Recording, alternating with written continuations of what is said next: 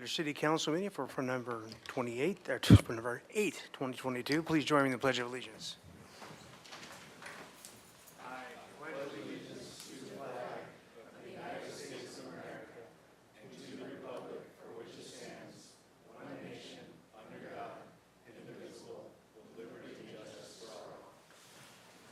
Okay, Madam Clerk, would you please call the roll?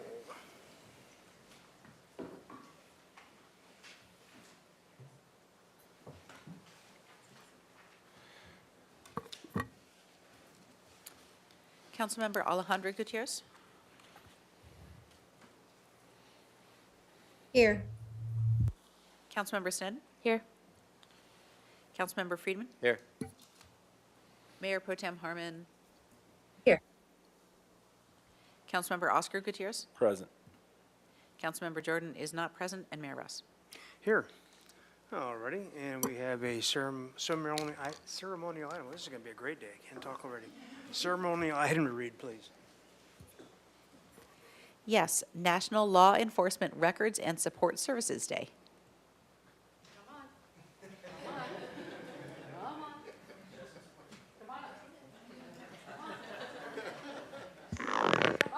Come on, Chief, get your people in line out there. All right. They thought, listen, I'll just pull the soldier. They thought they were just going to be able to sit. Come on. I'll be kind. It won't make them all scream. Because they all came out in the rain, so they have to all come up and be acknowledged. So. Okay, today is National Law Enforcement Records and Support Services Day. Whereas law enforcement agencies throughout the state of California depend on individuals in non-sworn classification to provide vital services crucial to helping law enforcement agencies identify, pursue, apprehend, and process suspected lawbreakers, and where these professionals use their expertise and experience to assist in tracking felons, maintaining criminal statistics, and improving apprehension strategies, and whereas records and support services professionals fulfill daily responsibilities, including processing crime and accident reports, warrants, traffic and property citations, subpoenas, register sex, narcotic, arson, and gang offenders, produce statistical crime information to the Department of Justice and to the Federal Bureau of Investigations, and whereas records and support services professionals provide support to police officers in the field, coordinated training and alcohol licensing, processing permits, and are responsible for the release of information to the public. Now, therefore, I, Randy Rouse, by virtue of the authority vested in me as mayor of the city of Santa Barbara, do hereby proclaim November 8th, 2022 to be National Law Enforcement Records and Support Services Day in Santa Barbara. Congratulations to you all, and thank you. Great.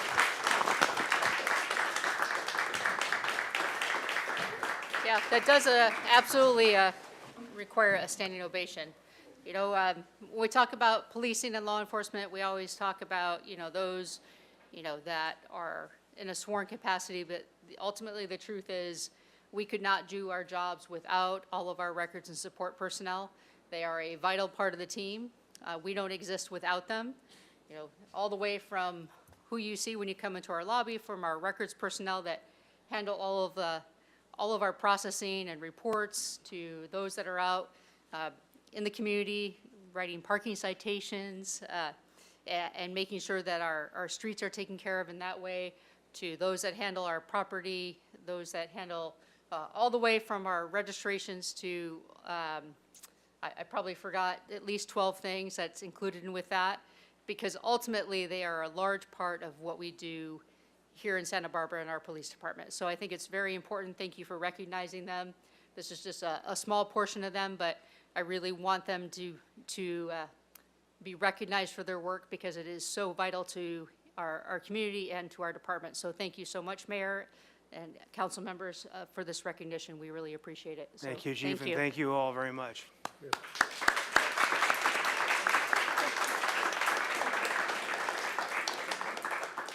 Ms. Bjork, are there any changes to the agenda? No, Mayor Russ, there are none. Okay. And with that, we'll move to public comment. In public comment, we have 3 minutes at the dais with for any subject not on today's agenda, but within the purview of this body. And I'm going to start out with Carrie Burns. Thank you, Chief, for all the work that you do. Thank you. Thank you all, too. Thank you to the mayor for the lovely proclamation. I'm going to be like you, I can't speak today. Recognizing National Animal Shelter Awareness Week. I'm Carrie Burns, CEO of Santa Barbara Humane. Hi, Erin.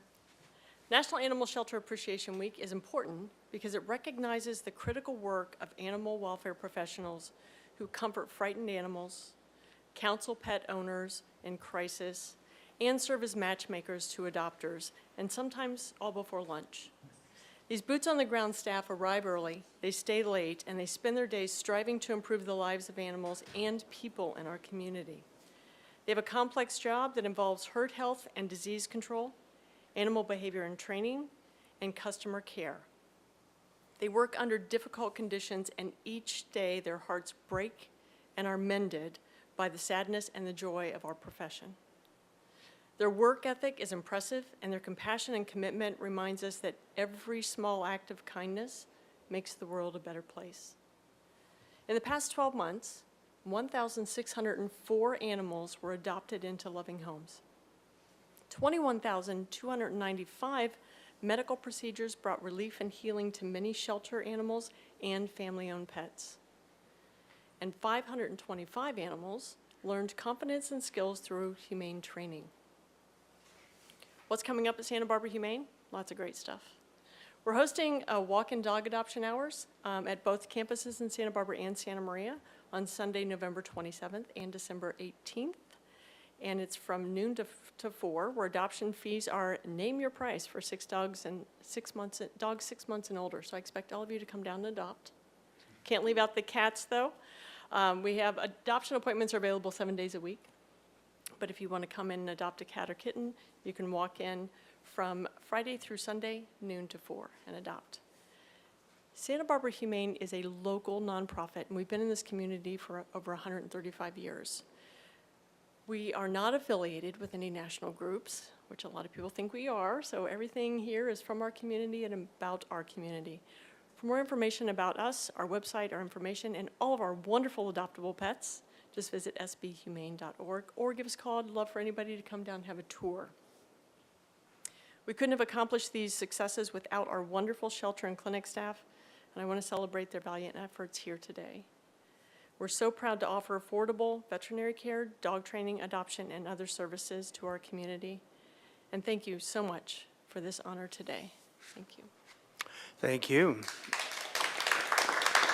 Next speaker is Kim DeWitt.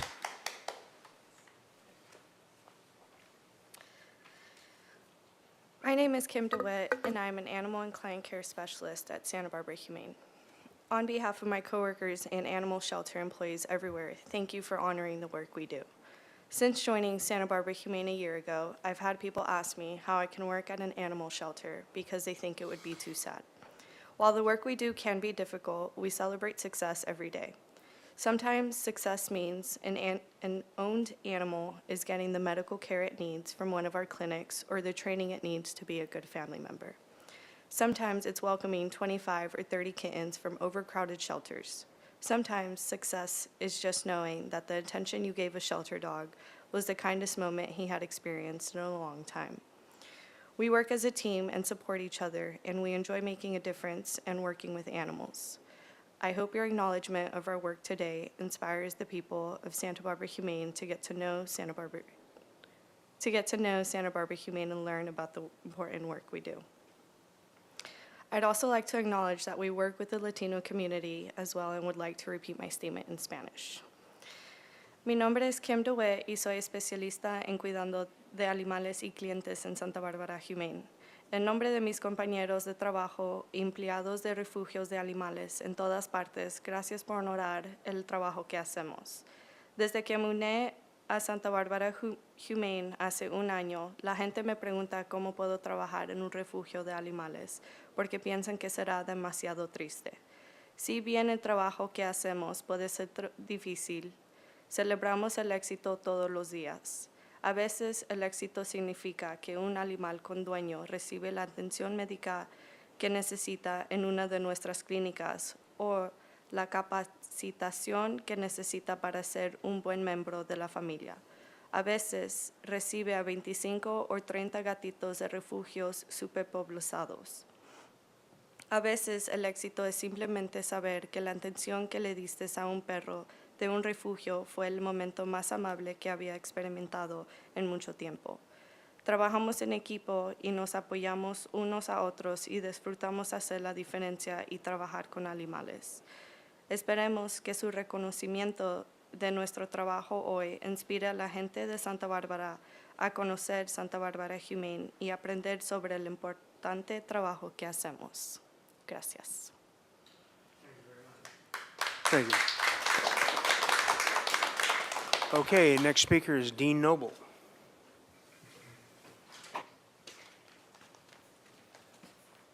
Thank you, Mr. Mayor.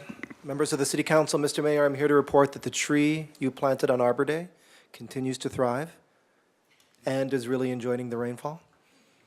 Also wanted to share some of the good news of all the nifty things that are going on at Elings Park. Remember, we're 230 acres, more than twice the size of Disneyland, a private nonprofit, just like the zoo or the Botanic Garden. On the 29th of October, I was out and I ran into a teenage boys mountain bike group. Then I walked over to where the Bucket Brigade is building their Victory Garden, and there were more teenagers working to build raised bed gardens. Then I went over to the other side of the park. There was a radio-controlled car rally with people from as far away as Orange County. I went up to the top where Summit for Danny was just finishing off. Summit for Danny is one of the #1 fundraisers for CADA. And then I went down on the fields to supervise the Fields of Funk to make sure we were within the sound levels for the park. Elings Park continues to be a benefit to those that live around it, and I really want to thank the city for building that fabulous multimodal path down Las Positas. It has really improved the safety, and I've seen a significant increase in bike traffic at the park as due to the path. Please remember, we've put over $200,000 into our hiking and biking trails at Elings Park. We are now finishing up an irrigation master plan, which will allow us to begin to reforest our South Bluffs. Our partners in this endeavor will be the Botanic Garden and Channel Islands Restoration. In 100 years, the South Bluffs will look fabulous. Thank you so much. Thank you, and I was just up there for the Summer for Danny. It looks fabulous already, so well done. We have a speaker online, is that correct?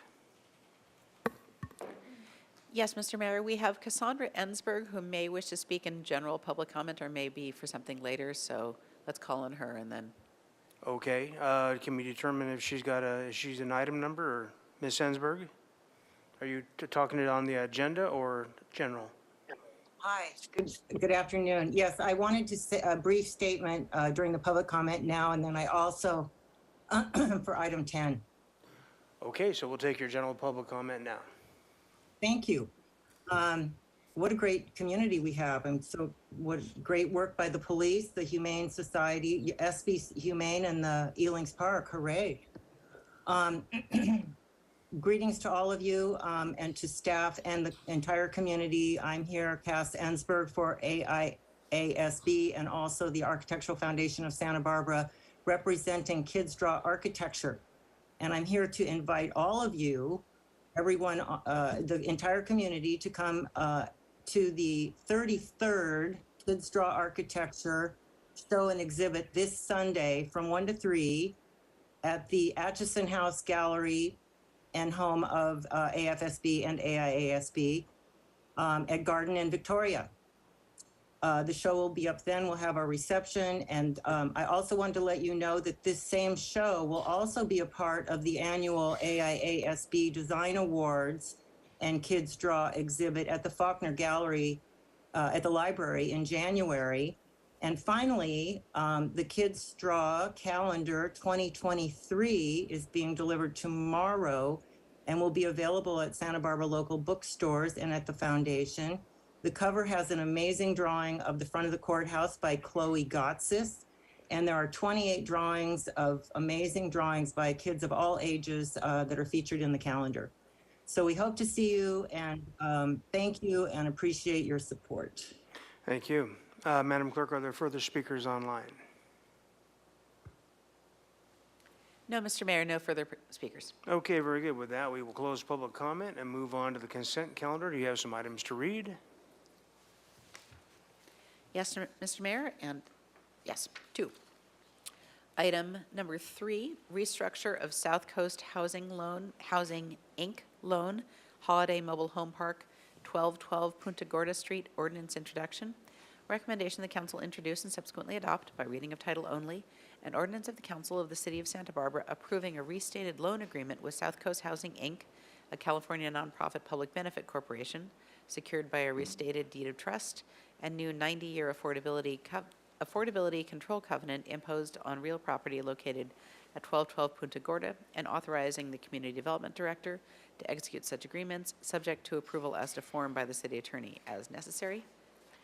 And item 4, acceptance of Homeland Security grant, resolution agreement, recommendation that council A, accept a grant for $78,992 for the procurement of law enforcement equipment, and B, adopt by reading of title only a resolution of the council of the city of Santa Barbara amending resolution 22059, adopting the budget for fiscal year 2023, to approve an increase of revenue and expenditure appropriations in fiscal year 2023 in the Police Department miscellaneous grants fund budget in the amount of $78,992.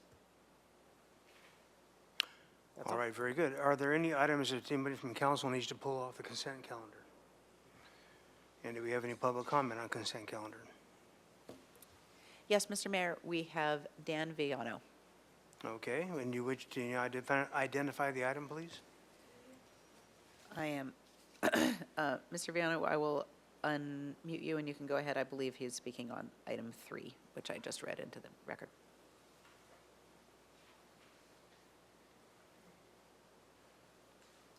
Mr. Viano, you can unmute yourself and go ahead.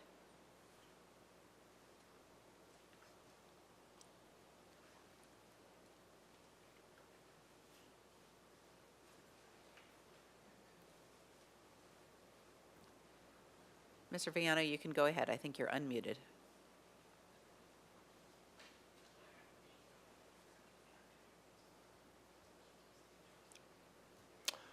All right, with that, we'll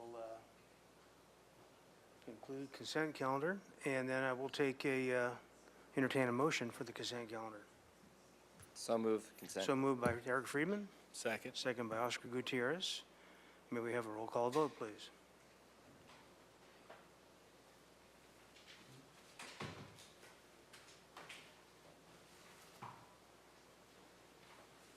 This is a motion for the entirety of the consent calendar, motion by Councilmember Friedman, seconded by Councilmember Oscar Gutierrez. Councilmember Alejandro Gutierrez. Yes. Councilmember Friedman. Yes. Councilmember Sneddon. Yes. Mayor Pro Tem Harmon. Yes. Councilmember Oscar Gutierrez. Aye. Councilmember Jordan is not present, and Mayor Ross. Aye, thank you. That concludes the consent calendar, passes unanimously. And we'll go ahead and move on to the administrative calendar. Would you read the item, please? Yes. Item 10, 2022 California Building and Fire Codes Adoption, Ordinance Introduction. Recommendation of the council, A, introduce and subsequently adopt by reading of title only, an ordinance of the council of the city of Santa Barbara amending chapter 22.04 of the municipal code and adopting by reference the 2022 edition of the California Building Code, volumes 1 and 2, the 2022 edition of the California Residential Code, the 2022 edition of the California Electrical Code, the 2022 edition of the California Mechanical Code, the 2022 edition of the California Plumbing Code, the 2022 edition of the California Energy Code, the 2022 edition of the California Historic Building Code, the 2022 edition of the California Existing Buildings Code, the 2022 edition of the California Green Building Standards Code, the 2022 edition of the California Reference Standards Code, and the 2021 International Property Maintenance Code, adopting local revisions to those codes and repealing ordinance number 5919, and introduce and subsequently adopt by reading of title only an ordinance of the council of the city of Santa Barbara amending chapter 8.04 of the municipal code and adopting by reference a 2021 edition of the International Fire Code, including appendix chapter 4 and appendices B, BB, C, CC, and H of that code, and 2022 California Fire Code with local amendments to both codes. All right, thank you very much. We'll go ahead with our staff presentation. Thank you, Mayor Rouse and council. I don't have the presentation on. Thank you. Thank you. I'm Tina Dye, I'm your Chief Building Official, and I have Ryan DiGiulio with the Fire Department, Fire Marshal, Battalion Chief, and John Doimus with the City Attorney's Office. And we're happy to present the 2022 Building Standards Codes adoption. So a little bit of background, the State Building Code standards are also known as Title 24, and Building and Safety adopts Parts 1 and 8 and 10 through 12, some of which Sarah just mentioned in the reading. And so I've highlighted here, it's the plumbing code, the building code, mechanical code, electrical code, and among others. And fire prevention adopts Part 9, which is the fire code. The State Building Standards Commission facilitates public hearings every 3 years to discuss the international construction codes, and they gather input from stakeholder groups, state agencies, local fire and building officials, and the general public. The 2022 California state codes are effective January 1st, 2023, and compliance with the state codes is mandatory. No local ordinance is required if no local amendments are made. However, cities and counties can make local amendments via local ordinance. And this needs to be done 30 days prior to effective date of January 1st, 2023.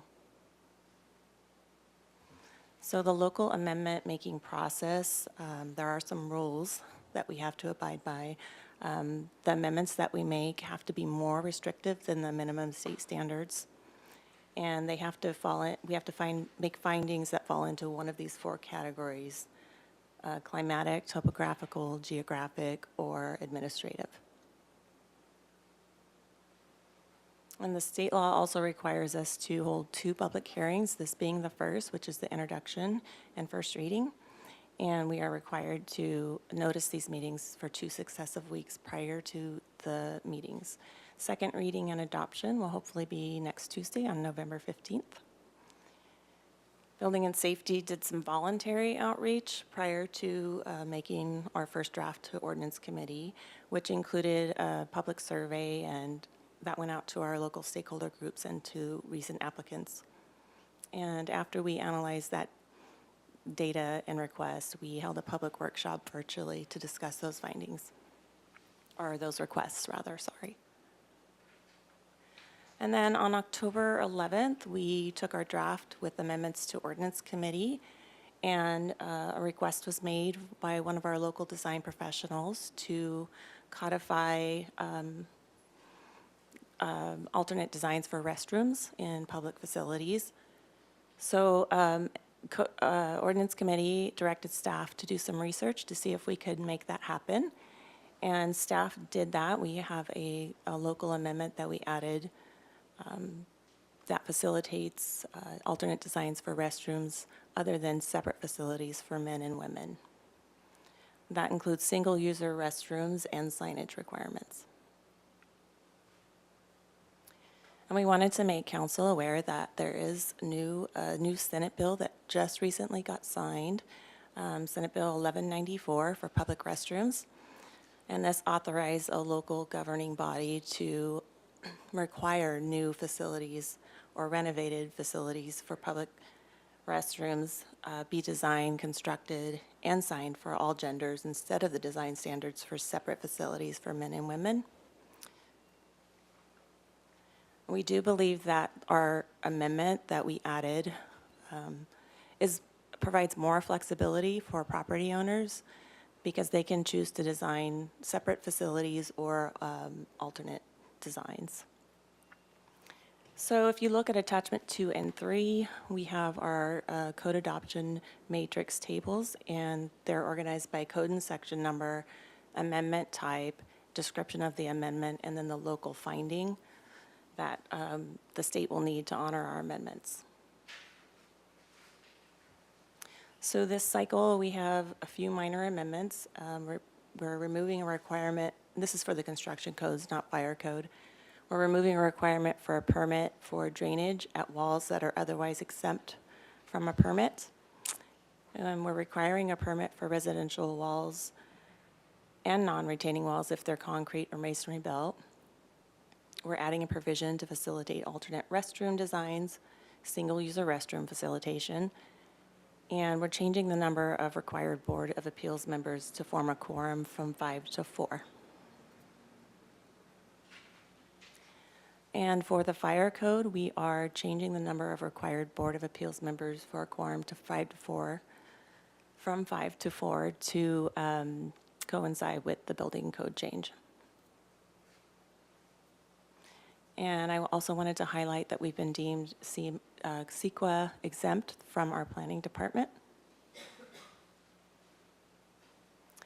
And so staff is recommending the adoption by City Council of an ordinance amending Santa Barbara Municipal Code Section 2204 and 804, adopting by reference the 2002 California Building Standards Codes, Parts 1 through 12, and certain appendices of said codes, adopting local amendments to said codes, and repealing ordinances 5919 and 5779.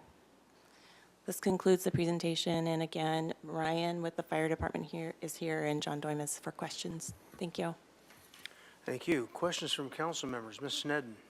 Thank you, Mayor Rouse, and thank you for looking into the public restroom question that came up at ordinance. I just want to confirm on that one that this amendment would allow for alternate restroom design but wouldn't require it. Is that correct? Thank you, Councilmember Sneddon. Yeah, that is absolutely correct. Okay, thank you so much. And then I'm sure we'll hear about it in public comment, but we've been receiving some requests for additional updates for codes regarding natural light and habitable spaces. And maybe we could comment on it after public comment also, but would this be the time that we would make that additional request if we were to make that request, or what would the process be? Thank you. Honorable Mayor, Councilmember Sneddon, I did see the request. As you can see in the presentation, we're kind of constrained from wanting to adopt this code while the state laws come into effect by January 1st, 2023. The issue in regards to artificial light, requiring it for bedrooms, residential rooms, could be a significant issue. We haven't studied before it came to our attention today on the eve of our public hearing. I don't know what the effects could be on that, right, in terms of causing issues in terms of building, especially if they're housing issues. It's something that we would want to engage the community in and study in. So it's something that we could come together later on during the year and obviously do an amendment to this code if it's an issue. I just think right now, not having in terms of any studying information or staff giving their input, it would be difficult at least to ascertain would this cause any problems down the road or not, et cetera. Thank you so much for that. And then, so there's nothing in this being a 3-year cycle or a 2-year cycle that precludes us from amending? Okay. There's nothing for us, Honorable Mayor, Councilmember Sneddon, there's nothing preventing us from, after this, doing subsequent amendments should we choose to do so. Thank you so much. Further questions from council? I had a question. First of all, Ms. Harmon or Ms. Gutierrez, do you have anything? No hands up? Okay. Question about the implementation of the codes. It said it needs to be done before January 1, 2023. We're just talking about implementation. We're not talking about enforcement of any kind. Correct. Honorable Mayor, yeah, so the codes get adopted every 3 years, so they become effective on January 1st, 2023. Since our municipal code adopts those codes, we want to coincide with the initiation of the new changes. So this way, when their amendments or the new codes are accepted, our ordinance is also automatically adopted at the same time. We're not lagging behind. So that's why it's a timing mechanism, essentially. So it doesn't change anything regarding enforcement or anything like that. And do these codes apply to both temporary and permanent structures? Yes, it does. Okay, very good. With that, are there no further questions? I would take some public comment. I know we had one online. Oh, Mr. Gutierrez, you have a question? I do. Thank you, Mr. Mayor. When you say you did outreach with stakeholders, did that include groups like the Access Advisory?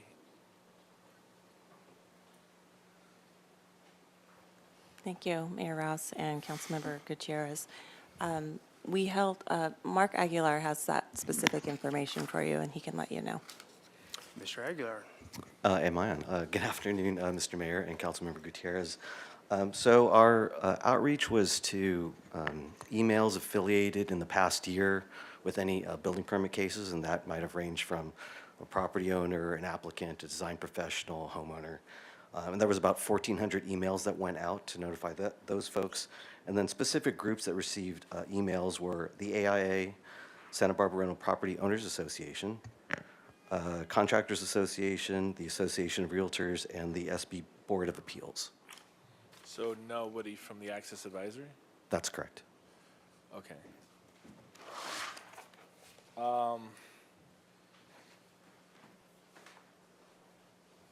When it comes to being able to use a public bathroom, are there any restrictions, like when it comes to businesses?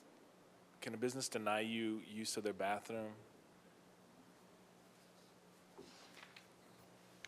Honorable Mayor, Councilmember Gutierrez, they have a right to deny someone, for example, someone's not a customer who goes in there, they have a right to make that requirement, yeah. They're a Okay. private entity on that. So that is something that they could deny somebody even if it's an emergency or whatever. They have that right, but what has to be is ADA compliant. Gotcha. Okay. Thank you. All right, very good. Any further questions? If not, we will go to public comment, and we'll begin with Roy Harthorn.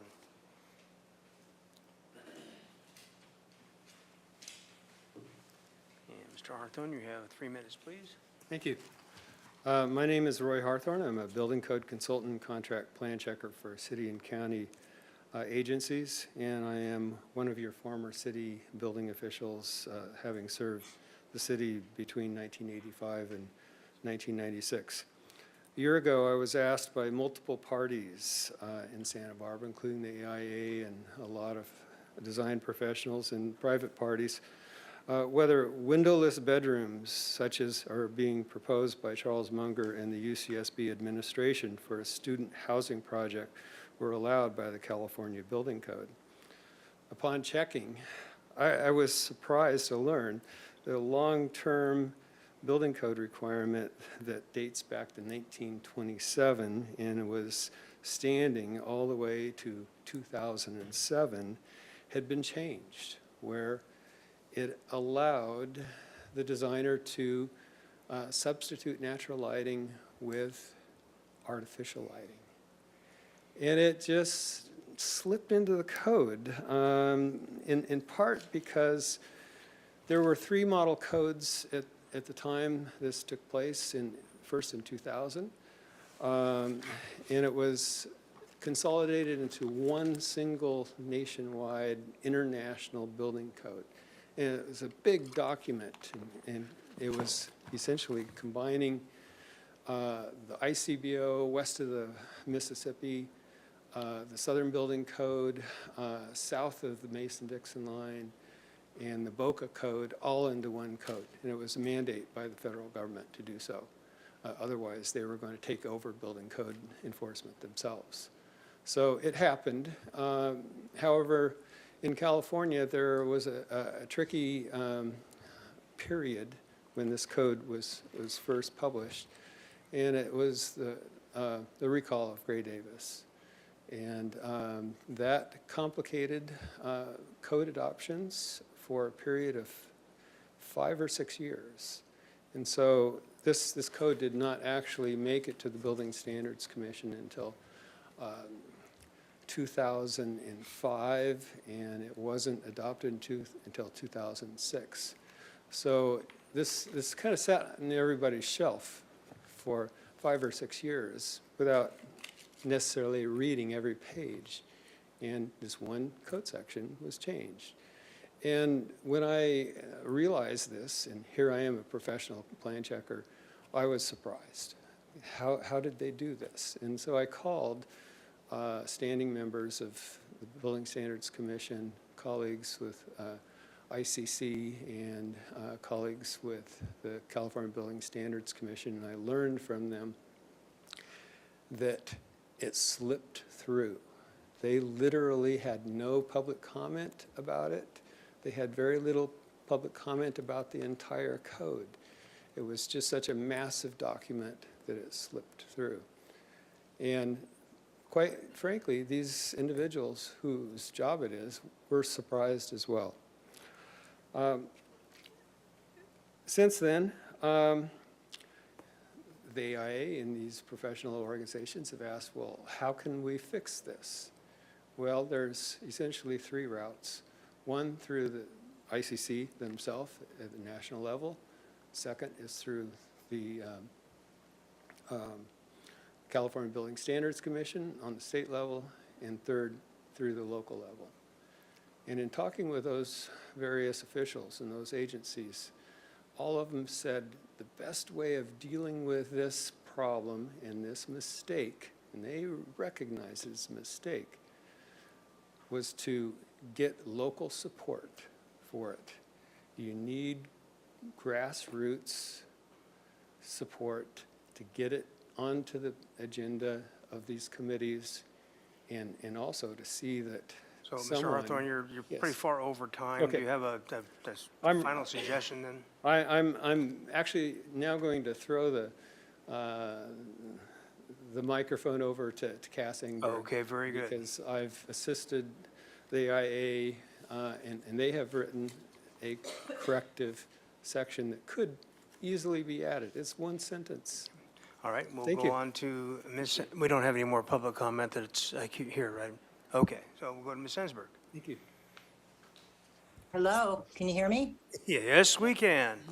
Oh, hello again, Mayor, City Council members, staff, and community. Thanks to you again and to the staff for this very important work. I'm here to speak for AIASB regarding this, the code adoptions that are being discussed today. And I do apologize for the late email this morning. This kind of came up out of, didn't know it was on there. But these comments I'm making now are the essence of that email, and I will follow up with a revised one that's a little more succinct. And I want to thank Roy Hawthorne, who has explained this very well, and he's been such a great help to us. You know, how the heck this came to be, to allow for windowless sleeping rooms and artificial light in lieu of real windows. We all know how powerful windows are for our health and our connection to the natural world and our link to the community. This has been of great concern to us as architects. So over the last year, there's a group of us with Roy's help who have been working on this at a state and a national level to try to bring this to attention to get this fixed. Meanwhile, the city of Santa Barbara can help, as Roy has said. This requirement for windows in sleeping rooms in our municipal code could show leadership and commitment to the health of our community and our natural environment if we could manage to slip it, you know, get this in. So in summary, we're saying that for sleeping rooms within residential occupancies, please consider inclusion of the requirement to be provided with natural light by means of an exterior glazed opening to a public way or onto a yard or court. Please do not allow any design that deletes windows and substitutes artificial light as an alternative to real windows. In that email that I sent, and I'm going to follow up, we did provide some suggested wording to change the current code to address this. It literally is, you know, one little sentence. So with that, I'll leave it at there. And thank you so much for working on this. It's really important. All right, thank you. Okay, so let's back to the council. Ms. Sneddon. I'd just like to voice my support for that, reverting back to having natural light in sleeping rooms in residential occupancies, and defer to council on the process for considering that, but I would like to support that. Thank you. Mr. Friedman. Just a quick question for Mr. DeJulio. And the issue of the windows, would that also, how would that affect fire escape access? Would that be a positive, negative, neutral, or would you need to study it more? Mayor Rouse, Councilmember Friedman, thanks for the question. It's obviously a means of escape during an emergency. It's also a means of ingress for firefighters if actions are needed to breach a window for any sorts of tactical advantages. So from strictly a fire operational standpoint, having a window affords a lot more opportunities in emergency situations. As far as the actual building code requirements, I'll refer that to Ms. Dye. Thank you, Mayor Rouse, Councilmember Friedman. That's a great question. There are provisions in the code which allow sleeping rooms to not have windows if they have other provisions such as fire sprinkler systems and other exiting allowances. So this isn't the only provision that would allow a sleeping room not to have a window. Okay, thank you. I just was wondering from the firefighting perspective and escape access. So with that, my comments are I'm supportive of having this issue looked at. I think the comments earlier from staff that we can go forward today with what we have, but they need to do more research and come back and maybe do an amendment later if that's the path that staff recommends. Because I'm not sure if there's enough time to get this back before into December in light of everything we have on the agenda. Ms. Bjork. And Mayor Rouse, council members Sneddon and Friedman, I also want to say that you have prioritized redevelopment of existing buildings, particularly in your downtown core.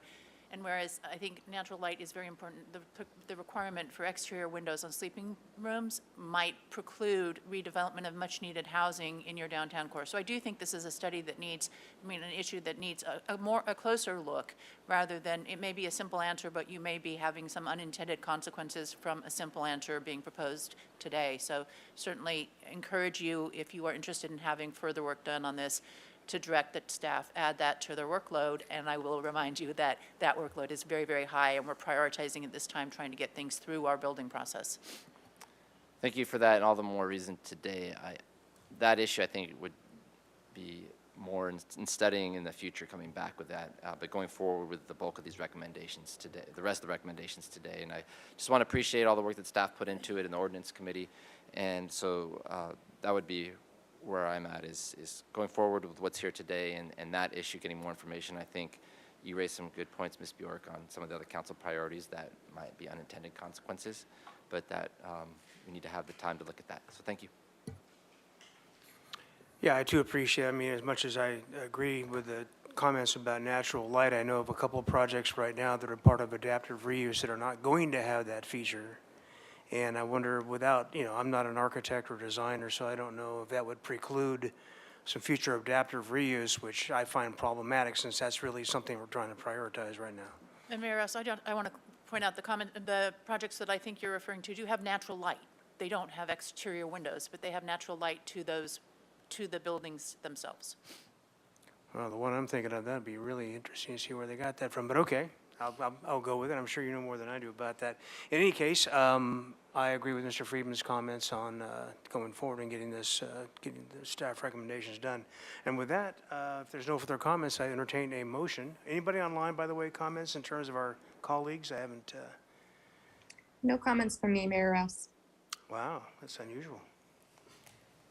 Mr. Gutierrez. Thank you, Mr. Mayor. I just want to emphasize, if possible, to reach out to groups like the Access Advisory just to get their opinion would be really appreciated. Thanks. Okay, and with that, if there are no further comments, I'll entertain a motion.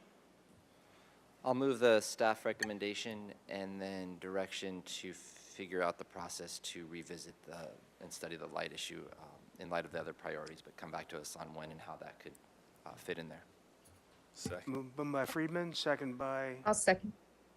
Second by Oscar beat you to it, so Mr. Gutierrez. Is that clear, Madam Attorney? Mr. Mayor, yes, that's clear. That's Okay, very good. And with that, we will have a roll call vote, if you would, Madam Clerk. Very good. This is a motion by Councilmember Friedman, seconded by Councilmember Oscar Gutierrez for the staff recommendation and direction to staff as explained by Councilmember Friedman. Councilmember Friedman. Yes. Councilmember Sneddon. Yes, and could I add the comment that when the study's done, that you bifurcate looking at adaptive reuse and new development as you're studying it? But yes, is a vote. Mayor Pro Tem Harmon. Yes. Councilmember Oscar Gutierrez. Aye. Councilmember Jordan is not present. Councilmember Alejandro Gutierrez. Yes. And Mayor Rouse. Hi. Okay, very good. Passes. Thank you very much. And with that, I'm going to ask my council colleagues' indulgence in perhaps moving the closed sessions ahead of advisory group interviews so we can go at them now, since most advisory groups, I think, understand we'll probably get together at about 4. Is that correct? Is That's correct. any Mayor objections Rouse. to that? I think good plan. Very good. Would you then please, Madam Clerk, read the items? Certainly. Item 12, conference with labor negotiator as described in agenda item 12. And item 13, conference with city attorney existing litigation as described in agenda item 13. Very good. I don't believe those are reported out. No report out is anticipated at this time on either of those closed sessions. Okay, then I just reminded that there's council committee assignment reports. If you want to get those done now, we can get those done as well. And that would be Mr. Gutierrez and then Ms. Smith. Thank you, Mr. Mayor. So last week, I attended a Sister Cities board meeting. I attended the Day of the Dead celebration at Ortega Park, which was really nice. I attended the Communify board meeting.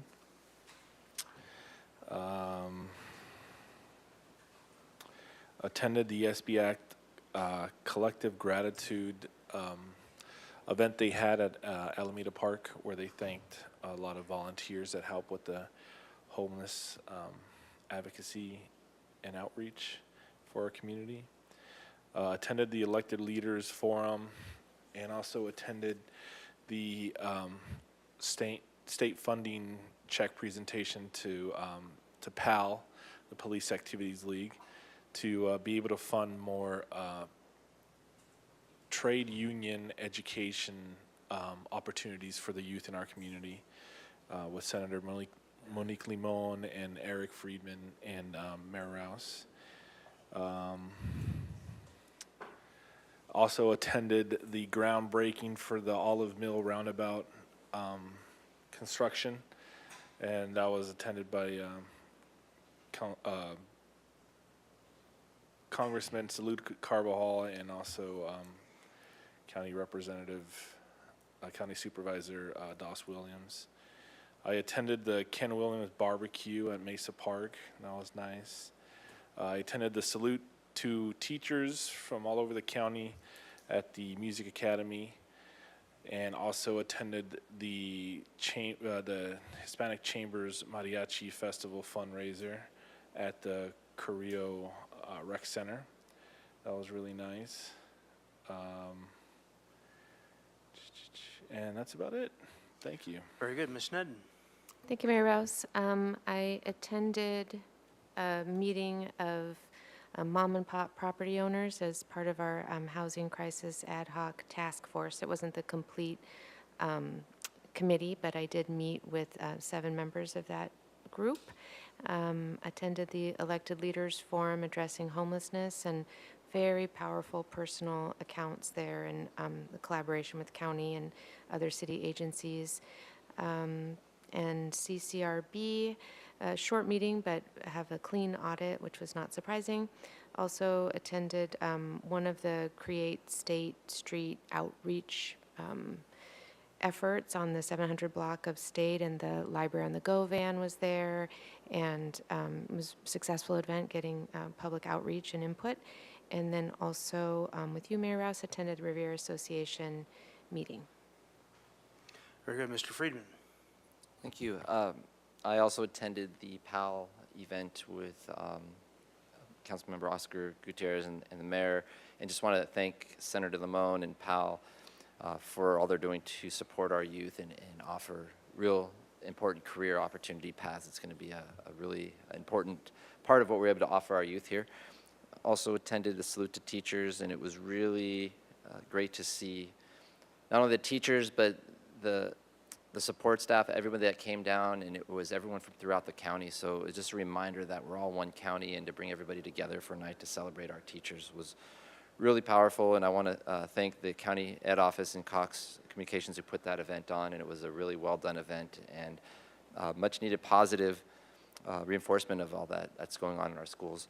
And then also attended Beacon, and I just want to thank County Supervisor Greg Hart for his leadership on Beacon. He is the chair, and he is now no longer going to be on Beacon as of next year, and so he is transitioning out. But during the past few years, Beacon has really elevated the organization and become a model and a resource for statewide issues on sea level rise adaptation, coastal planning, and it's really been professionalized. And that didn't happen by accident, so I want to thank Supervisor Hart for his leadership as chairman the past couple of years, and also newly appointed Ventura County Supervisor Vianney Lopez, who will be the next Beacon chair. Looking forward to working with her, and she'll do a great job in leading Beacon into the next phases going forward. So there's some changes in leadership at Beacon. All right, very good. Well, I attended the Zoo Partners Breakfast and followed up with Habitat for Humanity, celebrating the new units they're building over on, I believe, Coda. And then, of course, the Olive Mill Runabout. And then on Saturday morning, we had a very large turnout for the Alzheimer's Walk, which was a very successful fundraiser for that group. And with that, we will retire to closed session and see you guys back in at 4 o'clock for the interviews.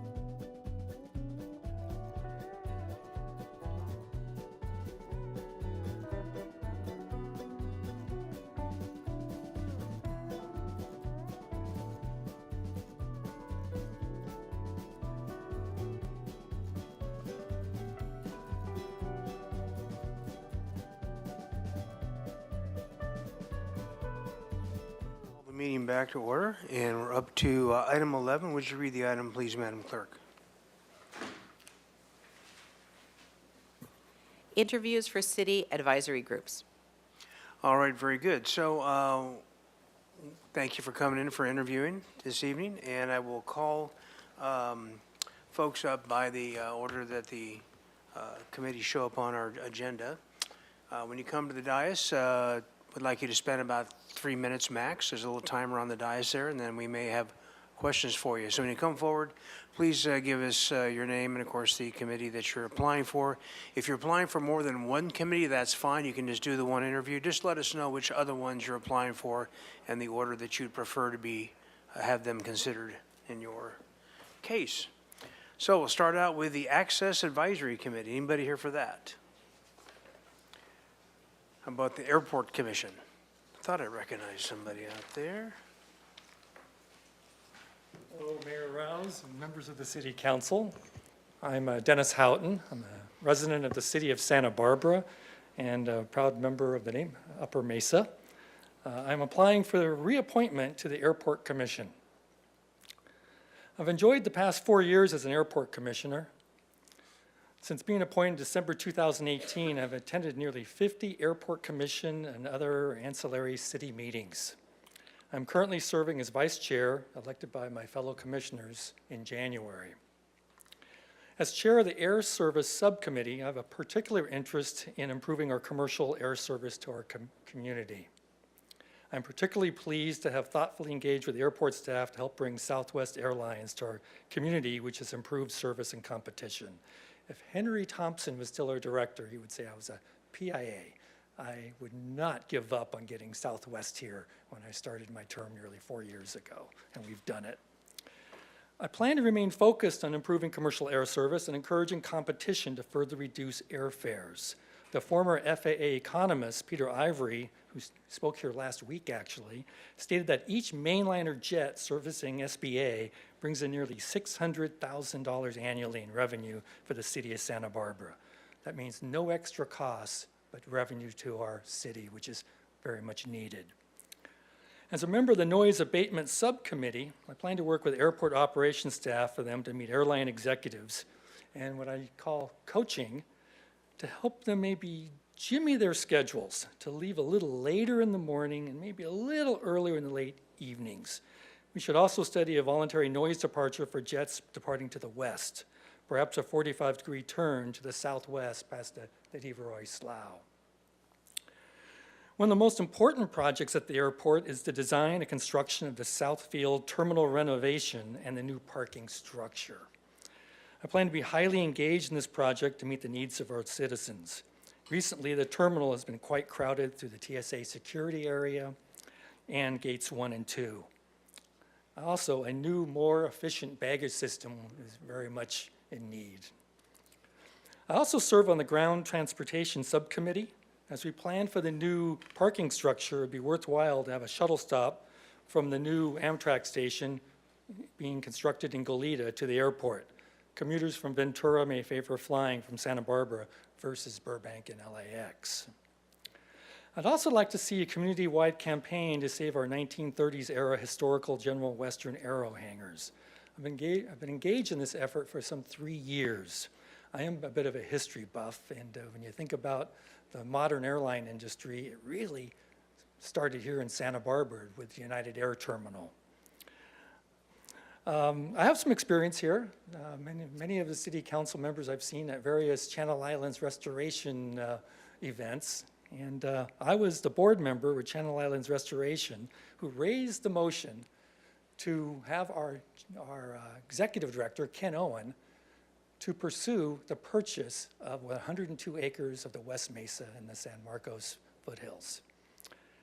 The rest is history. Our Foothills Forever campaign raised $18.6 million in 90 days and saved the area as open space for our community forever. You have excellent candidates this year for airport commissioners. You have 3 open slots. It's a very good field. To help you make that decision, perhaps I can differentiate myself. I think most important, I'm independent. Okay? I don't have an airplane on the field. Chatting up the general aviation pilots is not my hobby, but I love to fly. Commercial air service represents nearly 90% of our airport revenue. Second, I have institutional memory. I've had the pleasure to work with 4 airport directors in the past 5 years. Yes, that even includes Hazel Johns, who asked me to sit in on some meetings with consultants before I was appointed. So, Mr. Houghton, we're going Yes. to ask you to kind of start wrapping up. Okay, I'm done, just about. Experience here will help guide my decision-making in the next term. I have much gratitude for airport staff. They work very hard. Finally, I worked nearly 4 years on the minimum standards. Failure to adopt these standards could have resulted in losing our FAA capital improvement project funds. I plan to stay engaged in ensuring that these standards are met. What you see is what you get. I've been on the city TV for 4 years through those 50 meetings. I'd like to ask the members of the commission and mayor for your unanimous vote to return to the airport commission. Thank you very much. Thank you. Questions from Mr. Gutierrez and then also Ms. Sneddon. Mr. Gutierrez. Thank you for your service. Much appreciated. I just wanted to ask you what you thought the overall culture of the Airport Commission is like. It's a very good question, Councilmember Gutierrez. It's good. I am very pleased with the recent additions of Levi Maya and Dan Glazier, both independent thinking commission members. I think that Craig Arcuri has done a wonderful job as chair. We all get along very well. I think it's good. There's always room for improvement. Do you think they get along well with city staff? Yes, I don't see any real issues there. I mean, there might have been some issues during the minimum standards where there might have been some, over 3 years, 4 years, maybe a little less independent thinking from the general aviation community that might have had to bring a different point of view to our meetings, but that's pretty much over with since this year. Okay, and what's your opinion about the noise situation that we're facing now? Room for improvement. Always room for improvement. You could draw a line 5 miles long from my house to the end of runway 250. When they are not following the noise abatement system that we've implemented, the voluntary noise abatement approach, they fly right over my house. But I have to say, it has improved. I mean, just today at about 2 o'clock, an airliner from American Airlines, from DFW, and an airliner from Denver followed the noise abatement approach, even with our terrible weather at that time of day. So it's improving. There's room for education here. And that's why I think, Peter Ivory made a good comment. Since he was a graduate student here at UCSB, he hasn't seen our approaches and departures change in 40 years. We could probably look at departures westbound and take care of some of the people that are concerned over at Elwood. Maybe we can have those pilots begin a turn at 45 degrees over the Deveroy Slough. Thank you so much. Ms. Sneddon. Thank you, Mayor Rouse, and thank you for your application. You've already addressed the question of noise abatement, and I just have, you can answer it now, or if you can think about it, can you think of a better term instead of terminal expansion? What else we might call it? Yes, in fact, I was thinking of you when, from a meeting I was at maybe a month ago. I call it renovation. It's sorely needed. It's getting quite crowded there near the TSA and gates 1 and 2. And there certainly is room for an improved parking structure. Thank you. Mm-hmm. All right, very good. Thank you very Thanks for much. the application. And we will move on to the architectural border review. Okay.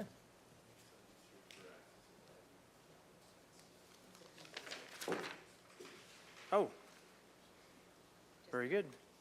Mr. Coons. Thanks, Oscar.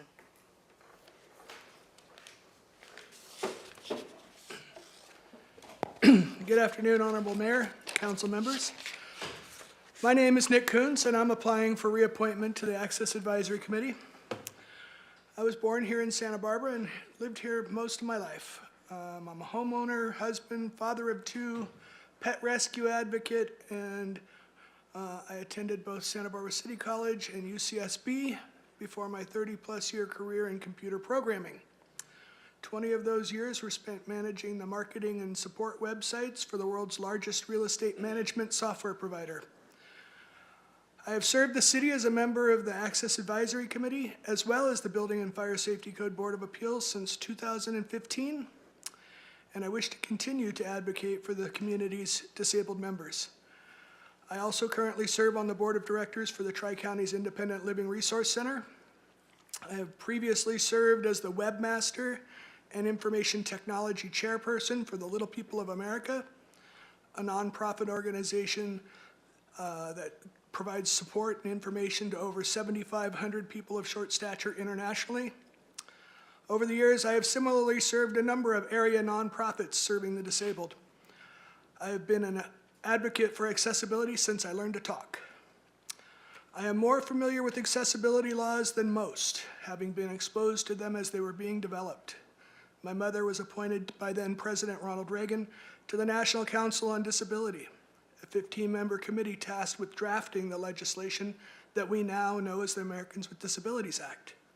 She was present when President George Bush signed it into law. I share her sense of duty to defend and further those efforts for others.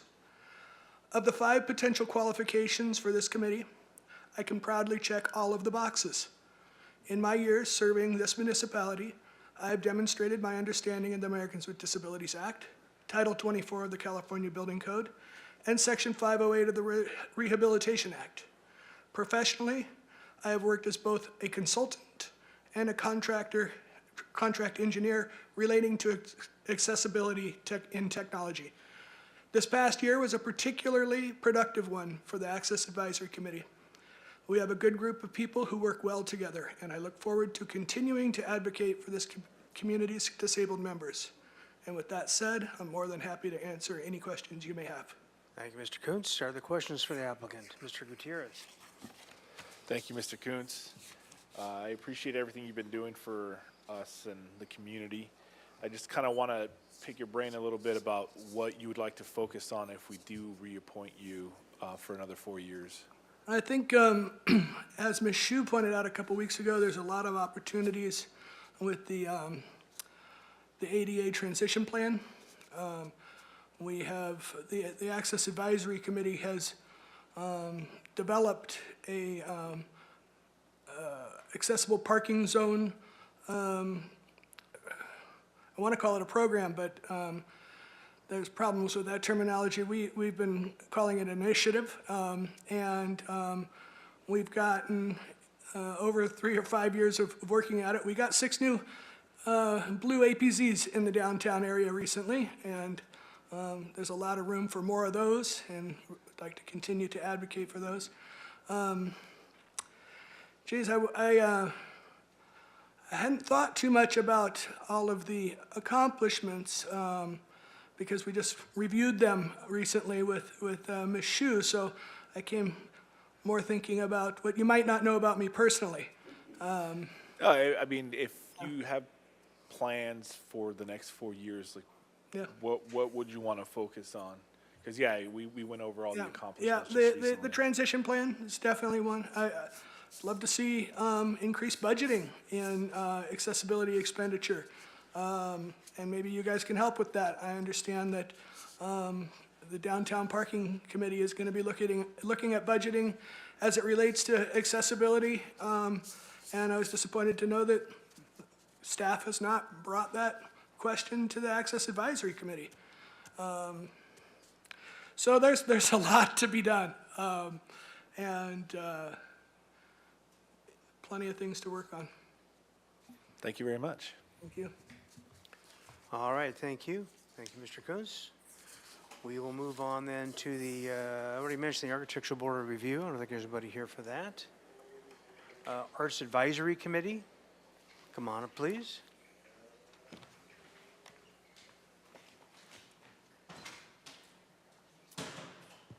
Good afternoon, Mayor Rouse and City Council members. Happy Election Day. My name is Laura Wooster Dorfman, and I am excited to apply for the Arts Advisory Committee. I am many things, as we all are, but a few in particular that make me well suited for this position. I am a mom of 2 young artists, a visual artist myself, an art teacher, and a school district employee. I feel that my skill set and experience in these areas can be useful for this team.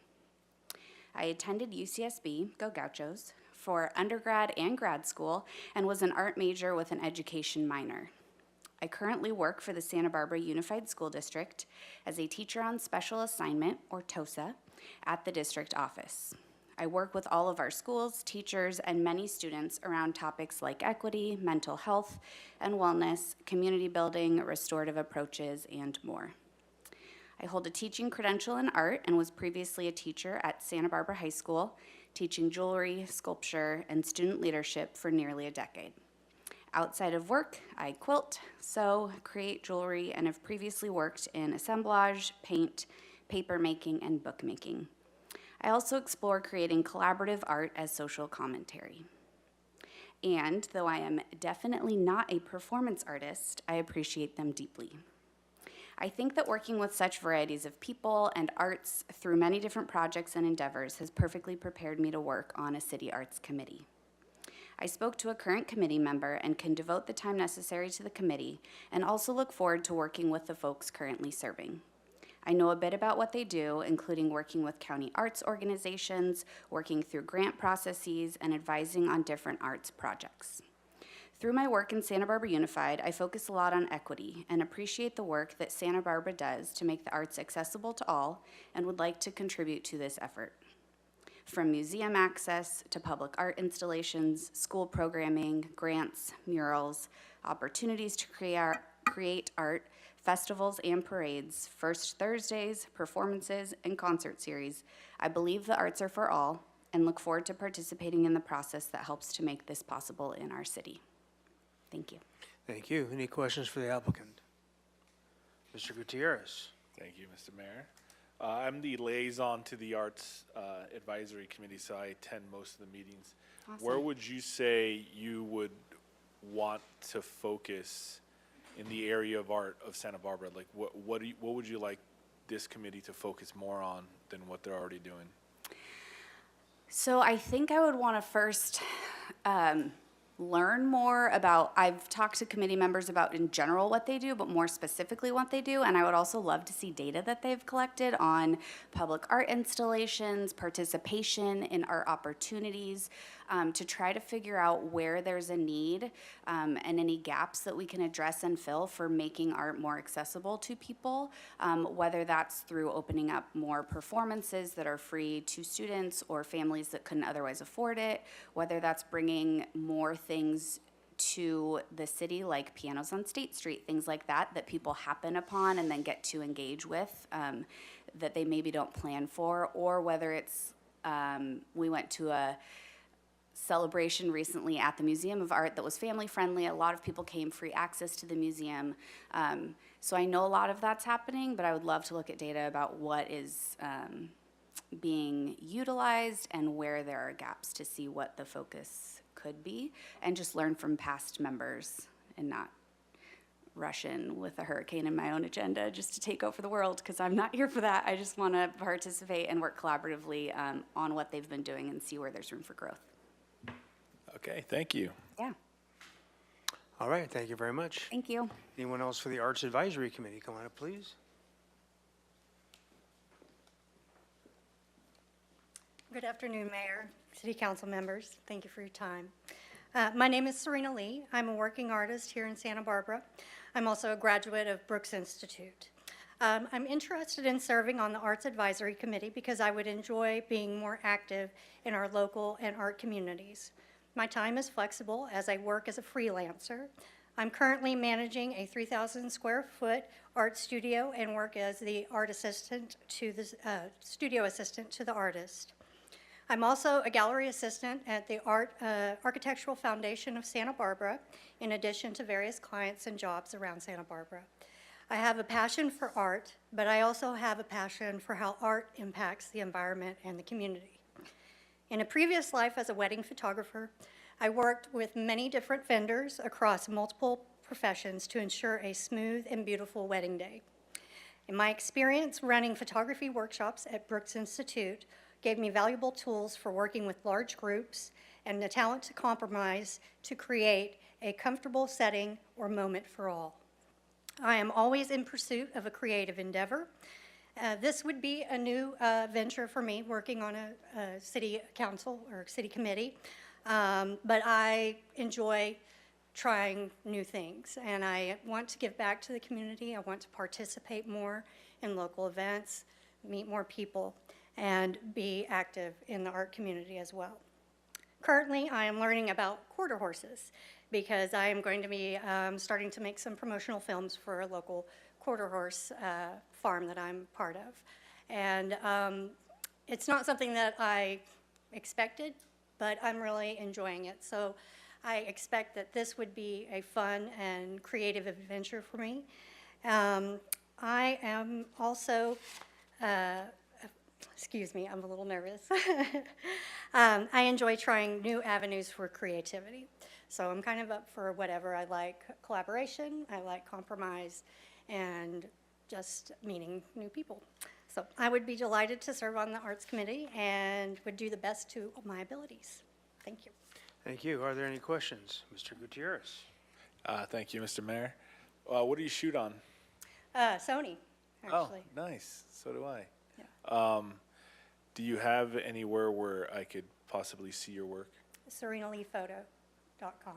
Okay, thank you. Thank you. Okay, anyone else for Arts Advisory Committee? Moving on to Building and Fire Code of Appeals. Let's see, Citizens Oversight Committee. Civil Service Commission.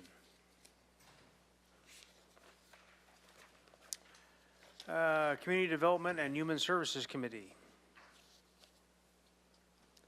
Community Events and Festivals Committee. Up, we have a winner. Good afternoon. My name is Linda Dees, and I'm here for the Community Events and Festivals Committee. I've lived in Santa Barbara since 1996, where I attended UCSB and refused to leave. I was married here, I have 2 kids here, I started my business here. I consider myself a Santa Barbara lifer. As a business owner and an active volunteer in many organizations, I'm willing and able to devote the time necessary to this position. I also have children and have learned to effectively manage my time to fulfill all my responsibilities. I have researched this committee and understand their general functions, reviewing of proposals, making recommendations, in the annual report. Additionally, a couple of the names were familiar to me from my work in hospitality. For the past several years, I volunteered and or served on the board of directors for a number of local nonprofit organizations. In these roles, I participated in the organization of events including Arthritis Foundation Taste of the Town, Junior League of Santa Barbara Annual Gala, Teddy Bear Cancer Foundation's Little Heroes Breakfast, and most recently, the Domestic Violence Solutions Annual Luncheon. Additionally, I will be sitting on the Centennial Committee for the Junior League of Santa Barbara's 100-year anniversary. I participated in not only the planning of these events and several others, but I managed budgets, fundraising, sponsorships, marketing, team management, and logistics. This did roll into my professional career, having also worked at organizations like Visit Santa Barbara and helping coordinate their major events like the annual General Marketing Outlook and others like the Amgen Tour of California stop in Santa Barbara. Currently, as a business owner and primarily working with hospitality companies, I've helped my clients plan or promote tasting room openings, anniversary parties, and launch events. I work primarily in the project management space for my clients, so I'm really organized, very detail-oriented, and as a mother of a 4- and a 6-year-old, I am also quite good at time management and very energetic. So why the change? Why am I interested in this city advisory group? I'm looking to expand my reach and experience. I've always enjoyed the planning and working with nonprofit side of things, but I'd like to do something a little bit bigger and a little more challenging. I'd like to not limit myself to planning one event at a time and find a more meaningful way to make a bigger impact. I come with an open mind and a lot of energy and a desire to learn something new. Thank you for your time. Any questions for this applicant? Mr. Gutierrez. Again, I'm the liaison to this committee. So you said you run your own event planning business, is that what you said? No, I run a consulting company, working with hospitality, mostly project management. Do you foresee any conflicts you might have in serving in this committee and also working there? I don't think so, because I make my own schedule, my own hours, and take on clients as I have the time.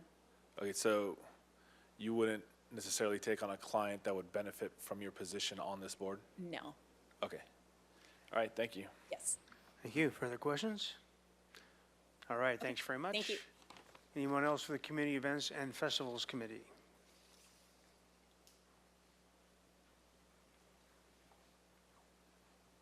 Hello, good afternoon. My name is Sarah McClelland. I'm also a resident in Santa Barbara. I went to SBCC and UCSB.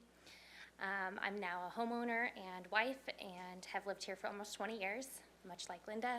Can't kick me out. I'm a lifer. I've worked in the finance industry and served on many nonprofit boards and committees putting on events, such as Santa Barbara Courthouse Legacy Foundation, Women's Economic Ventures, Domestic Violence Solutions, Hearts Therapeutic, Economic Development Collaborative, Rotary, Sapphire, and recently the Fiesta Parade and Santa Barbara Bowl. I've got experience in project management, finance, and logistics. What I'd like to bring to this committee is maybe a little bit more youth and families, keeping young professionals engaged in the city.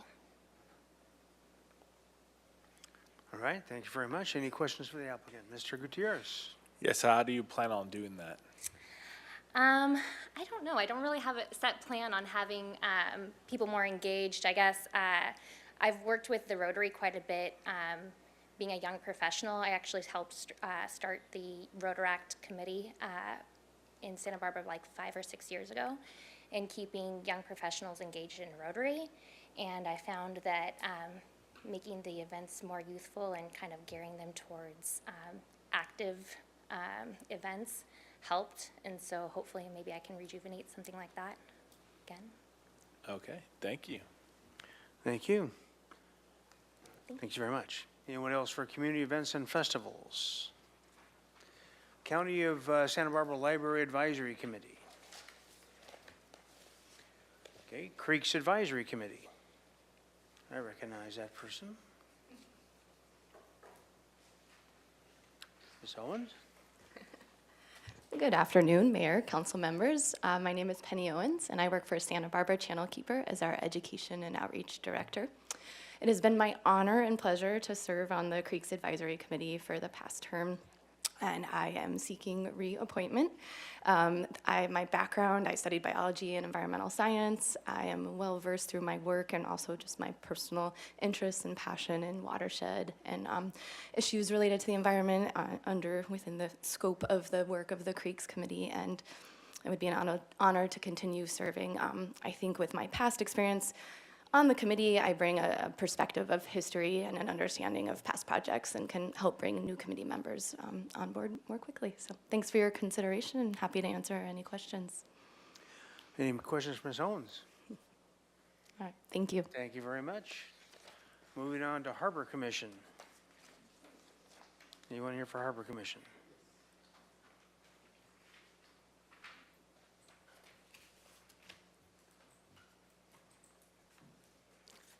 Good evening, everyone. My name is Suzanne Cohen. I am here to tell you about my interest in serving as a Harbor Commissioner. I'm a longtime resident of Santa Barbara, a business person, a community-minded volunteer. My husband and I run Santa Barbara Adventure Company. We've built our business here, raised our family here. With the many interests operating in the harbor, I can bring a perspective of the tourism community.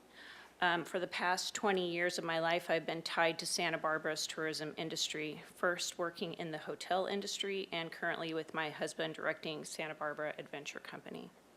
Tourism is an industry that is essential to our city's economy. Tourism supports many jobs, businesses, hotels within the area, and the tourism industry is also essential to the city budget. As many of you know, the city's TOT taxes have been extremely important. Santa Barbara's waterfront and harbor are unique attractions for our visitors and an essential part of maintaining a healthy tourism economy. Additionally, I know and work with many of the stakeholders in the city's harbor, and I would welcome learning more about their operational needs. In reviewing the duties of a commissioner, I read through the Harbor Master Plan, and I was struck at how relevant the goals outlined in that document are today, over 25 years later. The document talks about fishing, parking, recreation, but it also details the importance of community planning, protecting the marine environment, and accessibility to all of our citizens. Should I have your confidence to serve the community in this role, I'd use my skills to support that vision. Thank you. Do you have any questions? Questions? Ms. Sneddon? Thank you, Mayor Rouse, and thank you for your application. And since you mentioned both tourism and environmental concerns, I have two questions for you. One is about what you see as maybe Harbor Commission's role in looking at sea level rise and impacts over time. And then particularly the nexus between, if you have an opinion on this, on cruise ships and whether they're necessary for the tourism industry. And you don't need to answer that today, but it's a question that I have. Sure. I hadn't thought about actually the commission's role in sea level rise, but it obviously would be pertinent because any sea level rise would impact operations, all the operations within the harbor. So I would need to think about that and understand more about that issue. As far as the cruise ship, as far as that goes, I know that there's been one cruise ship subcommittee meeting, so there's a lot of work to do there. I think in understanding how that program operates and if there's room for improvement there, which I think there might be. So it'll be interesting to see how that subcommittee, what their research brings forward. I also know that Visit Santa Barbara is doing a research paper on the economic impacts of the cruise ships on local businesses. And so it will be interesting to see when that comes out, which I believe is next year, what that is. So it needs to be thoughtful. There's a lot of people. I mean, I'm in the tourism industry. I know the impacts of any changes. But we also want to make sure that we're doing it in a way that's sustainable for our community. Thank you so much. Thank you. Mr. Friedman? Thank you, Ms. Cohen. Appreciate your answers on cruise ships. Just a follow-up, you are a business owner in the harbor, so do you foresee any potential conflicts of interest? And if so, how would you address those? I don't foresee any conflicts. If there were conflicts, then obviously I would recuse myself from those decisions that needed to be made. But I think that having commissioners that understand the needs of the harbor, and there are other, fishing commissioners and other people that are involved in business within the harbor or that have boats within that slip, or within the harbor, and I think that, they do the appropriate thing and recuse themselves when there's a need to do that. Perfect. And then, just being a business owner, do you think, how would that help you bring a perspective on the commission to some of the things that are taking place down there? Well, I think that, I understand, and I've attended several of the Harbor Commission meetings, and I think understanding, the impacts of the TOT tax, understanding some of the studies that have been done at Visit Santa Barbara, which many of you know my husband serves on that board, and understanding, the different stakeholders and how they could be impacted by issues. I think that that's valuable, and I don't always hear that. I often do, obviously, at the Harbor Commission, but sometimes, there's things that you feel like jumping up and saying, hey, did you know about this study? And thank you. Yeah, thank you. All right, thank you very much. Anyone else for Harbor Commission? Move on to Historical Landmarks Commission.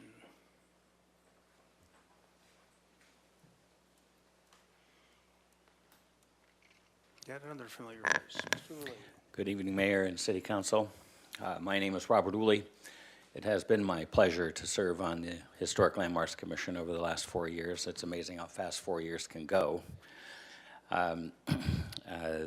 That group is particularly interesting to me because of my background in historic preservation. I'm an architect, author, fellow of the American Institute of Architects, and I believe probably the only three-diamond AIA fellow on the Central Coast.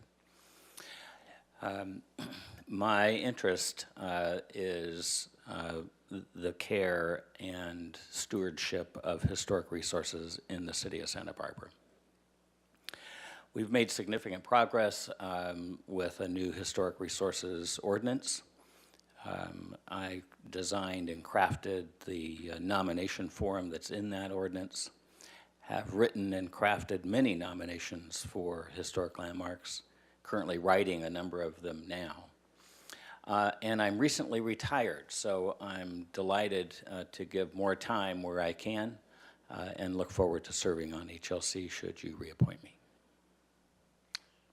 All right, thank you very much. Any questions for the applicant? Ms. Snedden and Ms.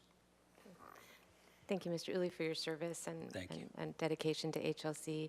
And is there any one area that you could see that could help HLC run more smoothly?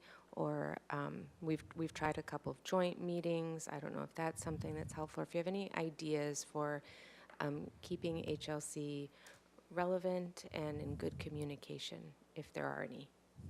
That is a great question, and of course very challenging. The challenge particularly is when you're dealing with something that is very objective or subjective. It is going to be difficult to bring a sense of consensus to any particular issue. Currently, I believe the commission runs fairly well, although maybe from the applicant standpoint, they may not think that.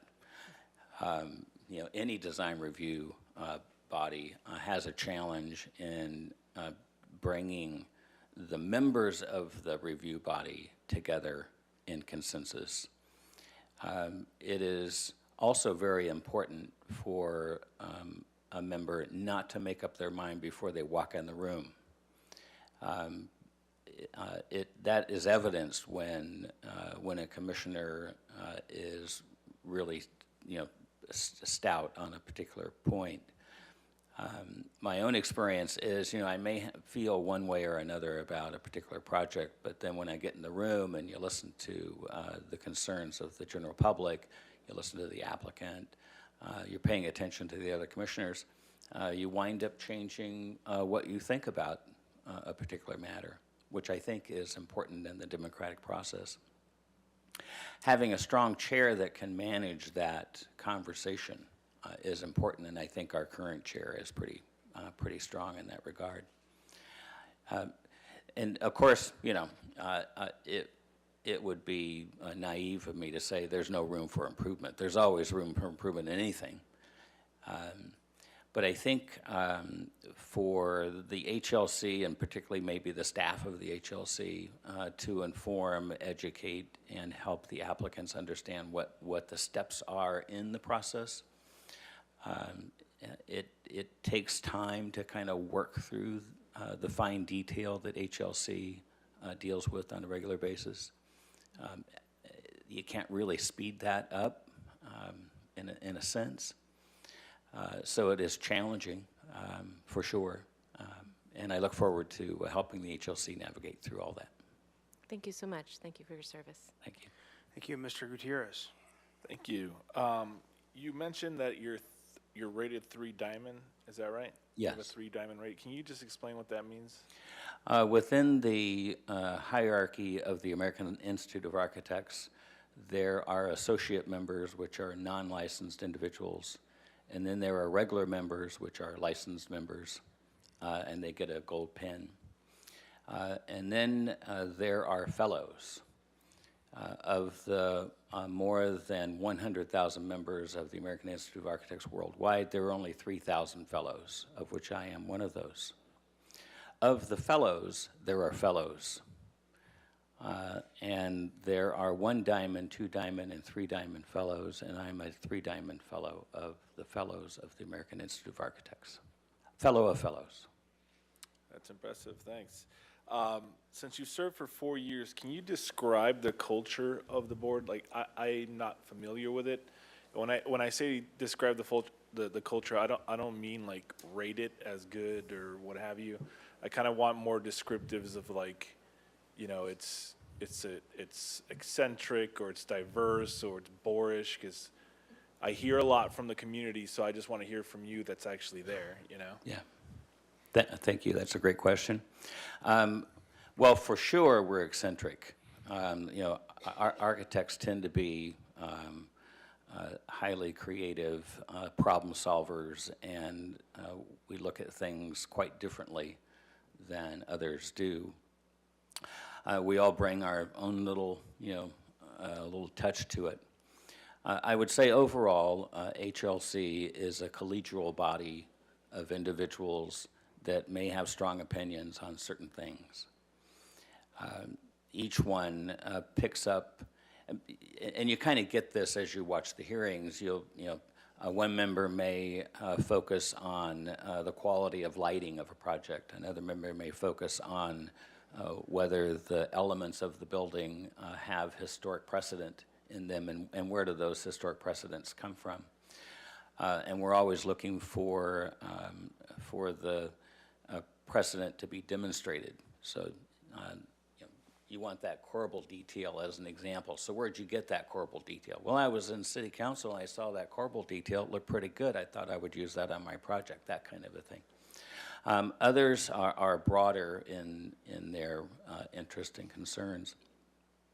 And it is the effort of the chair to kind of like wrangling cats to get us all moving in the same direction. But I believe that each member has a high degree of respect for the other member. And while we may sometimes disagree and oftentimes disagree, I find myself on the losing end of a vote many a time. But I respect the opinions and attitudes of my fellow commissioners. Thank you for that. Much appreciated. Thank you. Okay, very good. Thank you. Anyone else for the Historic Landmarks Commission?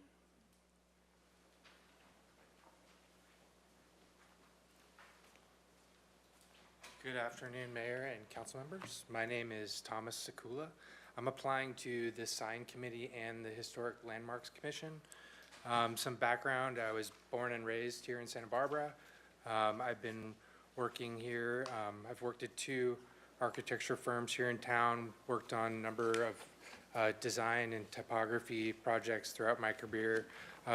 Recently, I spent time practicing in the UK, where I was responsible for design development of memorials and dedications in a public setting, where I was able to see how typography and signage can interact with architecture using durable and beautiful materials.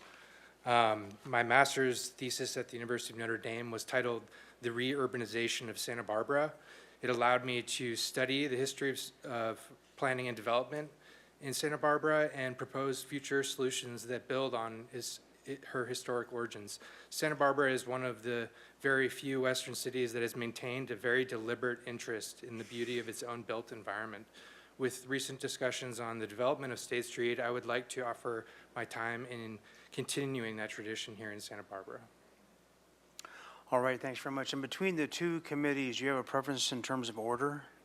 I do not. I'd just like to offer my services. I think that I feel like on the Signs Committee, I might be able to have more of an impact in the scope of that, but I'm open to helping the city in any way I can, and so if I'm needed on the Historic Landmarks Commission, I'm happy to do that as well. All right, very good, thank you. Questions for this applicant? Even you, Mr. Friedman, a fellow Golden Domer? Yes, I do, I get you. Since I asked one last week, what was your opinion of the Notre Dame Clemson game? It's one of the best games we've had recently. Agree, hired. Very good. Anyone else for Historic Landmarks Commission? Library Board.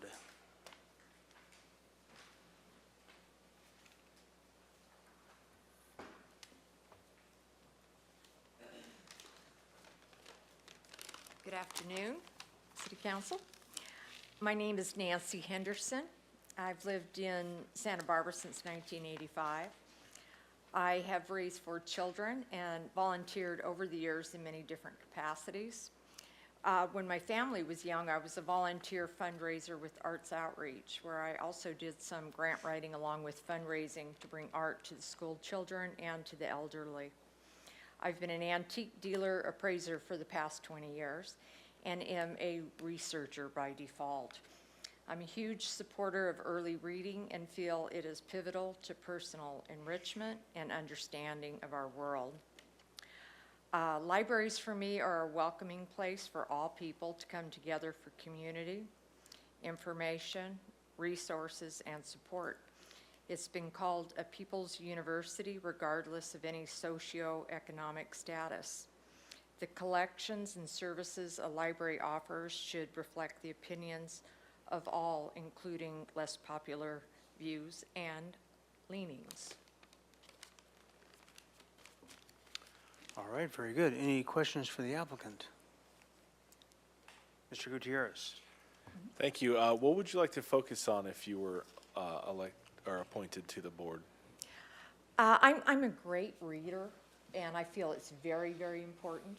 And I'd like to support that. And I'm not really sure what would be the best. I thought I would just show up and work with where the needs are.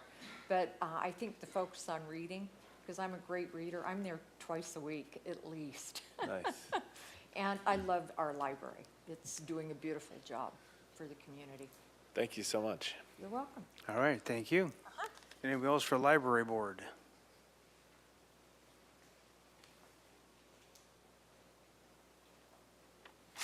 Hello, my name is Jeffrey Chang. I'm here for the Library Board position. I'm a recent transplant to Santa Barbara. I moved here in February, and I'm originally from LA. I am willing and able to devote the time necessary to serve if appointed. But the operative question is, why am I here applying? I've expressed to some of you, being new to the area, that I'm trying to put down some roots, although the dirt here is really, really expensive. More seriously, though, I spent countless hours at my local library as a child, and I'm certain that SB's library system provides similar meaning to someone just like me. The Library Board serves in an important advisory role to and are advocates for the local library system. I think one of the more understated but no less important roles that it plays is to create an archive of past discussions and events, a record of the library system.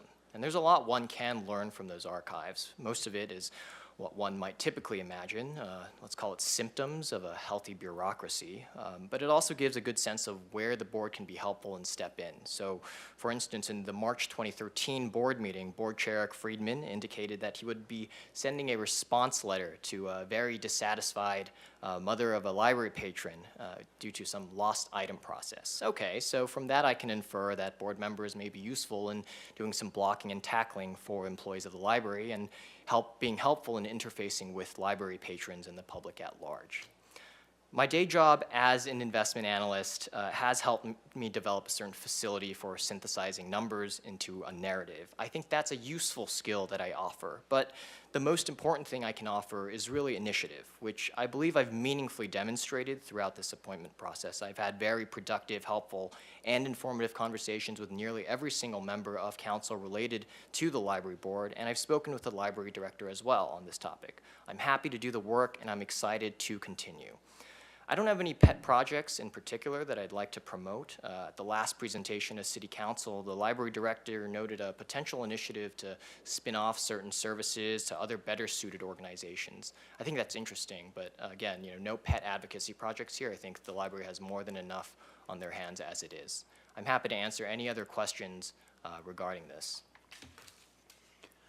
Ms. Sneddon. Thank you, Mayor Rouse, and thank you for coming for your interview. When we spoke and met individually, and I found some of your background in finance or in the financial end of a governing board like this interesting. And if you wouldn't mind sharing a little bit about how that perspective could be brought to the library board. Sure. I think just familiarity with the numbers, especially in a financial context, is very helpful, not only in parsing the information received from the library director and other representatives of the library, but also in giving recommendations and advisory along those lines. I think another part of it is just being able to understand, the effectiveness of making certain investments, right? From a private market perspective, or a market perspective, you're looking for a return on investment. It's not necessarily so for something in the public sector, and that makes it all the much harder. That said, those frameworks are still extremely applicable and are useful. You're always optimizing for something, and I think that general kind of idea can be helpful in this role. Thank you. Mr. Gutierrez. Thank you, Mr. Mayor. Have you thought about applying to any of the other boards and commissions? Because you seem like a pretty viable candidate for almost any of these.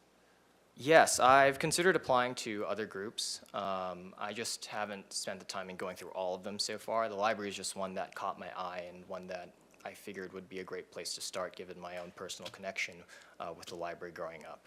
But if I can be helpful, I'm more than happy to be helpful with other groups. Okay, let me know if you want to look through them. Let me know if you need any assistance, and we can have a conversation or something. Sounds good.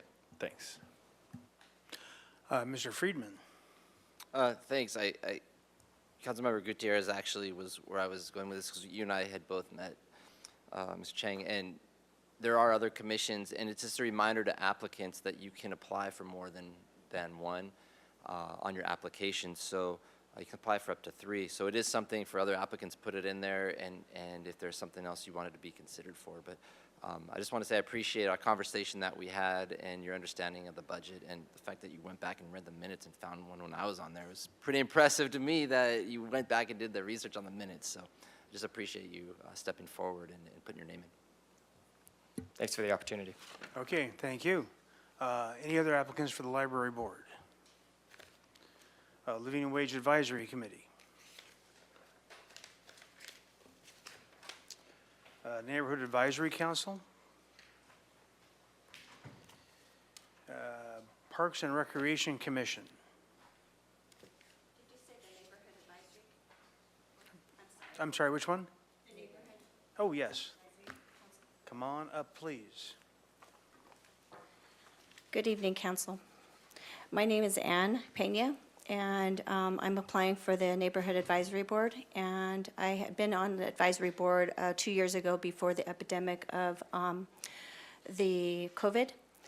And currently, I found interest in it once more due to the fact that currently I am a native Santa Barbara resident. I also have a nonprofit organization, Dragonfly Warriors. We serve people in domestic violence, child abuse, and teen outreach. I also have 15 years of volunteer work. I help families, local families, and also other nonprofit organizations. I put in time working in my neighborhood on the West Side area where it's near Cottage Hospital, speaking with Officer Gutierrez, also speaking with other officers in my area. We have a high impact of mental illness people wandering around our streets and in our neighborhood, and many of our neighborhood residents are having high concerns due to the fact that we live near Cottage Hospital. So my interest in the Neighborhood Advisory Board is that I feel I could help with the impact of helping and talking with our local community and local residents in my area. And the other is I am collaborating with other local nonprofit organizations, YouthWell, which work directly with youth. Also working with Justice Partnership Mental Health in New York, and discussing mental illness, because that's a real pet peeve that I currently am interested in. Domestic violence also has, it does involve, currently involves mental illness, because when victims do have trauma, they also are victims of domestic they have, sorry, I'm a little nervous. They have mental illness, and my big concern is that many people are finding that in these cases that a lot of these people who have been victims of domestic violence, whether there was a mother or child, a spouse, because men can also be a victim of domestic violence, turn into trauma, not maybe now, but during when they become much older. And mental illness also is a factor as they become older, that it affects their mind. It may not affect it now, but it may affect it later. So I did go to school here, and I've been a native Santa Barbara, so I've been here for all my life, and currently served in helping my community. It's very important to me. I attend many meetings, so I watch meetings on Zoom, what you guys have your meetings, just so I can see what's going on in our world. I feel like I could be a good impact to our community being on the advisory board. All right, thank you. Any questions for this applicant? All right, thank you very much. Thank you. Anybody else from the Neighborhood Advisory Committee? Parks and Recreation Commission. Planning Commission. Rental Housing Mediation Board.